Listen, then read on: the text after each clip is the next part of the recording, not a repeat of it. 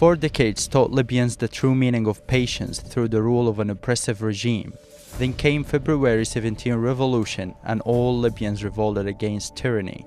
Libyans held their heads up high and decided to be free forever.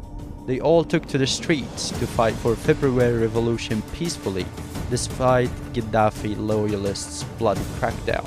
February revolution started from a city that had always been regarded by Gaddafi as an opposition to his reign. It was Benghazi. Then, protests broke out in Benghazi February 15. Protests extended later to Al-Baida, Derna, Jdabia, and Tobruk in order to join Benghazi's revolts. The revolution went on despite the fact that Gaddafi's oppressive regime faced people's words with bullets, leading to more Libyans joining the revolution and calling for a day of rage on social media on February 17. The protests became widespread as a flame going fast from east coast to northern and southern Libya, leaving all the way through martyrs who sacrificed their lives as a price for freedom. Meanwhile, political measures surfaced along the people's protests as Interior Minister Abdel Fattah Yunus and Justice Minister Mustafa Abdel joined the revolution. Libyan National Transitional Council was formed by Abdel and France was first to recognize it.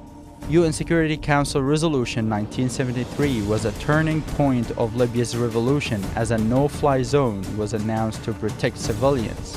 Gaddafi sent a military convoy to Benghazi to terminate the revolution, but the revolutionaries thwarted their advance and later NATO airstrikes were a plus.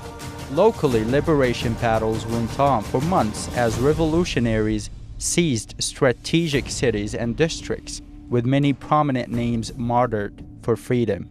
Internationally, NATO announced extending operations for 3 more months, and recognitions of National Transitional Council multiplied.